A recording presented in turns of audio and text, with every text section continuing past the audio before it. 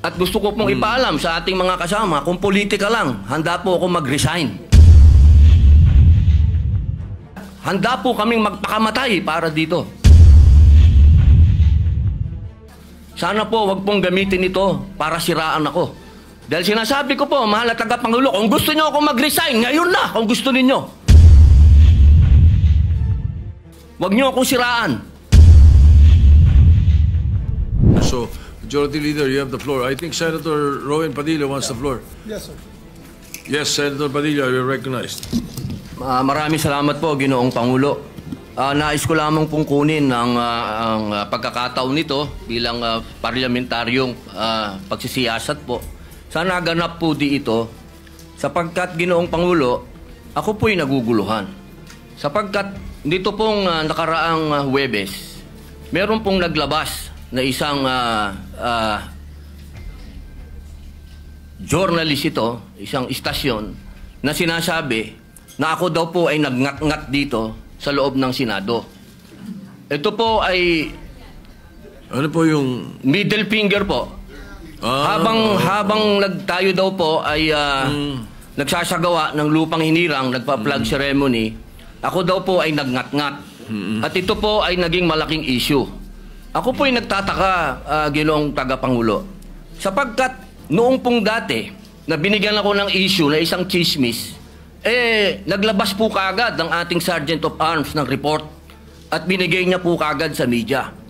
Ito po, wala pong kahit na sino ang nagpapaliwanag na hindi ko po ginawa. Ang tanong ko po, meron po ba tayong tinititigan sa tinitingnan dito? Kasi napakabigat po ng akusasyon na ito sa harapan po ng ating bandila. Ako po'y magngangat-ngat. At gusto ko pong ipaalam sa ating mga kasama, kung politika lang, handa po ako mag-resign. Pero pagka-religion ko po ang pinag-usapan, kahit sino sa inyo, kung ano gusto nyo, wala pong problema. Pero wag pong religion ko. Hinihingi ko po, wag pong religion ko, mahal na tagapangulo. Dahil ito po'y malaking kabastusan sa amin. Ito po, ang sinisip na ko po, ito po'y nag-iisang Diyos. Dito po nakasalalay ang aming pananampalataya. Handa po kaming magpakamatay para dito. Sana po wag pong gamitin ito para siraan ako. Dahil sinasabi ko po, mahal na tagapangulo, kung gusto niyo ako mag-resign, ngayon na kung gusto ninyo. Wag niyo akong siraan. Yun lamang po. Maraming salamat po. Tama po kayo, pero ngunit ang inyo pong lingkod bilang Pangulo, nung nakita ko po yan, ang sinabi ko sa kanila, tingnan muna nila yung mga litrato sapagkat nagpakita ng ibang litrato na kayo ay ang pintuturo ang nakataas at may eksplanasyon na ito ay isang religious practice kapag kayo ay nagsasampalataya sa bandila. Baka lang hindi nakarating sa inyo yung explanation na sinabi ko. Kaya ipagpatawad nyo na kung ang Sergeant at Arms so ang mga journalist natin ay hindi nila napansin yan. Ngunit ako mismo, nung tinanong nila, sinabi ko na tingnan nila merong mga pinakitang litrato ninyo sa kabilang side na malinaw na hintuturo ang inyong pinapakita. Kaya patawarin nyo na silang ng mga nagkamali at medyo natanga ang pananaw. Opo, mainam po sana maglabas din po ng formal na investigasyon at formal na pahayag ang Senado patungkol po dito. Kasi, Ginoong Pangulo, yung lumabas pong mga, meron pang parang dinoktor pa Meron pong, malabo yung isang litrato Meron pong nilabas sa apology ang Rappler sa inyo. Opo. Na ito ay mali ang pagkakasabi nila na kayo ay merong ginawang tawag niyo po, ingat-ngat. Opo. Alam niyo po, Ginoong Pangulo. Humingi ng tawad sa inyo. Ayan Opo, pero napakainam po kung manggagaling po sa Senado sapagkat marami naman pong camera dito ang magsasabi na hindi ko po ginawa yan. Hindi ko po magagawa yan. Tama. Napakalaking pambabastos po niyan. Hindi ko po magagawa, Ginoong Pangulo. Ako na mismo bilang Senate President o tagapangulo ninyo, ako na nagsasabi na hindi ninyo ginawa yan. At tama yung mag-apologize sila sapagkat mali ang pinakita nila. Patawarin nyo na sila. Meron pang isa, merong naglabas din ng isang fake news na meron daw kumakanta rito ng Bayang Magiliw na pababoy. Papayagan ba natin mangyari dito yun? Hindi po totoo yun. Hindi nangyayari yun. Nandito kami at wala tayong nakitang nagkumanta ng bayang magiliw dito o ng lupang hinirang dito na mali. Kaya dapat nag-iingat ang ating mga netizens. Na ibang napakahusay ng mga netizens natin kung tutuusin Pero may mga ilan nakakasingit talaga ng mga fake news na ganyan. Siguro masyado lang kayong popular kaya kayo pinag-initan. Maraming salamat po, Ginoong Pangulo. Wala po nga naman. Yes, Senator De La Rosa. Before we recognize Senator Bato De La Rosa, if he gives me the chance to help our distinguished colleague, Senator Robin Hood Padilla, kung gusto niya po, siya naman po ang chairman ng Committee on Public Information. We can refer his manifestation to his committee and he can look deeper into it kung okay sa kanya. Opo, kung yun po ang mamarapatin at pinakamaganda, opo. Maraming salamat po, opo, Pinuno Mayor Yang. Alright, so any objections? Yes, kasi Mr. President, he can also invite PRIB because the PRIB of the Senate, pag may mga ganyan, pag lumabas ka agad, pwedeng i-counter ng PRIB. Hindi na maghihintay po si Senator Robin Hood Padilla na yung staff pa niya magka-counter. Pwede nang i-counter agad kasi mayroon ng mga record ang PRIB Your Honor. So, if it's okay with the good chairman of the Committee on Public Information, then I so move, Mr. Chairman, that we refer his speech to his committee. All right. Any objection? Chair hears none. The speech or the manifestation of the senator from Mindanao be referred to the Committee on Public Information and Mass Media. Senator De La Rosa is recognized. Thank you, Mr. President. Mr. President, since nabanggit mo na rin na yung pagpangalaga sa lahat ng miyembro ng Senado ay isang tungkulin ng Senate President. I just would like to bring to the attention of the Senate President. I came across with the news. Now, when the Senate President was asked by a certain Christian Esguerra regarding the minority taking up the question about the custody of Bryce Hernandez.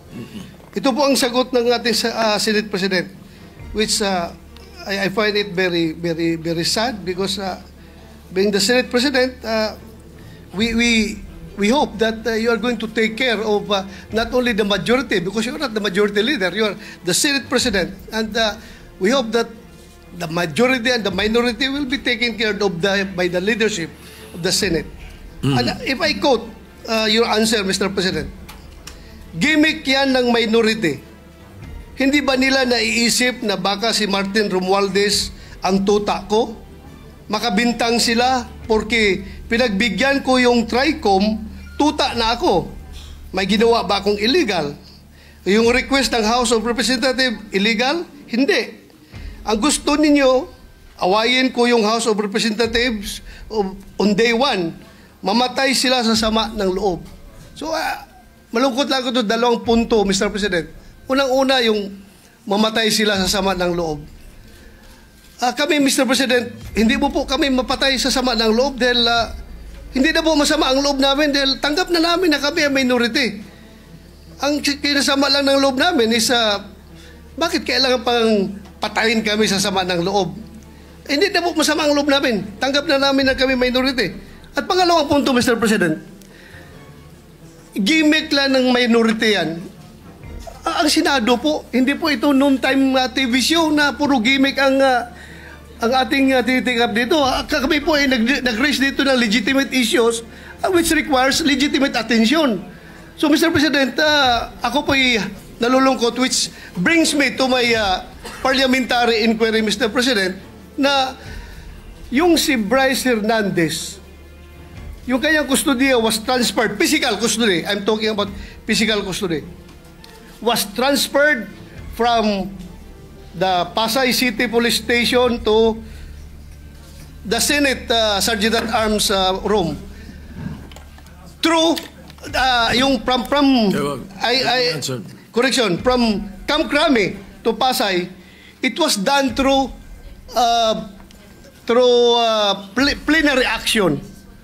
Now, lately we heard that he was again transferred from Pasay to the Senate without plenary action.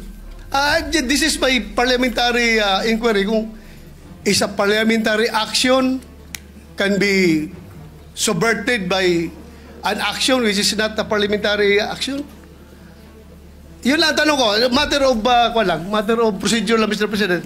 Dahil kung ganun, kailangan klaruhin natin yung ating rules. Thank you, Mr. President. Before I recognize the majority leader to place on record the recommitment of Mr. Hernandez, when I said mamatay sila na sama ng loob, we were addressing the trolls. Because it was the trolls who were saying something to that effect. Na misunderstood nila completely. No? I'm not supposed to do this. I'm not supposed to answer you here in the rostrum, but I cannot help but do that because you took the floor and parang sinisita mo yung Senate President, which is very unparliamentary. But nevertheless, I will answer you. Ano? Like, for example, yung sinasabi nila na sumunod daw ako kay Martin Romualdez. Just because I mentioned that Martin Romualdez called me, does not mean that ako'y sumunod sa kanya. The request was coming from the House of Representatives. And the request was to retain Hernandez in Congress. At doon ako hindi pumayag. Is that being tuta? So you cannot help but also think na sasama ang loob ko pag binabibintangan ako ng salita. Hindi po ba? So, ayun. Anyway, mabuti na yung masagot natin yan. At sinasabi ko sa kanila, yung mga trolls, yung mga sinasagot namin. Ngayon, to answer the issue of Mr. Hernandez, the majority leader may read the recommendation or the recommitment of Mr. Hernandez to the Senate custody. Yes, Mr. President. Mr. President, with the permission of the body, we made a study on the action that transpired the last 2 days on the recommitment of Bryce Hernandez dito po sa atin sa Senado. To put on record, this is how it transpired.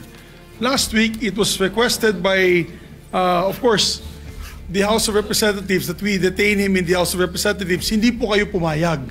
Ang sabi nyo, kung ganun po ang gusto ni Hernandez kasi ayaw nyo pong bumalik dito, ang sinabi mo, hindi pwede. Dapat neutral and safe area doon po sa PNP Custodial Center.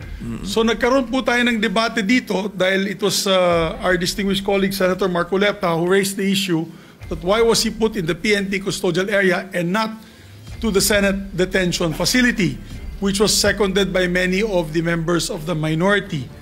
A debate ensued. After the debate, I asked for a minute suspension and we all suggested na sa Pasay City Jail na lang po dahil malapit po sa Senado. Pero let's not forget the fact that originally, the position of the minority was to bring him back to the Pasay City Detention. It was only I who made the recommendation during the break that we keep it in Pasay City Jail because I approached the minority and you all agreed to my recommendation. And then after we started the session once more, the motion was done by the minority, graciously done by the minority, to move him instead to the Pasay City Jail. But upon consultation of the chairperson of the Blue Ribbon Committee, Senator Lacson, the Senate President granted the request as the chairperson of the Blue Ribbon Committee requested that he be brought back to the Senate, which was really at yun talaga ang posisyon ng gusto ng ating minority at the time para wala ng gulo. Pumayag po kayo na dito na lang sa Senado at may request na rin po, for the record, may sulat po si Bryce Hernandez, ang abogado niya, na ibalik siya dito at yan po ay confirmed sa kanilang hearing this morning for his writ of amparo before the Pasay City Regional Trial Court. Sinabi po ay doon na lang po ako sa Senado ilagay. So, the Senate President acted on the request na gusto ibalik na lang po dito. Tayo naman po ang may kustodiya niya sa kanya. At as a matter of fact, while watching the press con of our distinguished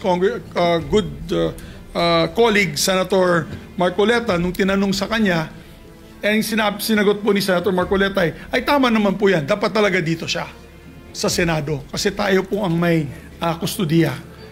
Sinabi po ng ating mahal na senador yun. So we also pursuant to Article 6, Section 6 of the rules of the Blue Ribbon Committee, which states, a witness cited in contempt may be ordered to be detained in such a place, be designated by the committee or concurrence of the Senate President by either detention order or commitment order. And under that commitment order, wherein the witness cited contempt refuses to produce documents required of him and her, or to be sworn, or to testify, or maliciously evades or misleads the committee, or otherwise purge himself or herself of that contempt, may be ordered to be committed to any jail or prison facility upon recommendation of the committee through the chairman or the concurrence of the Senate President. So in this case po, the chairman had requested that he be brought back to the Senate for detention. It's not a violation of any rule, Mr. Chairman. Mr. President, thank you.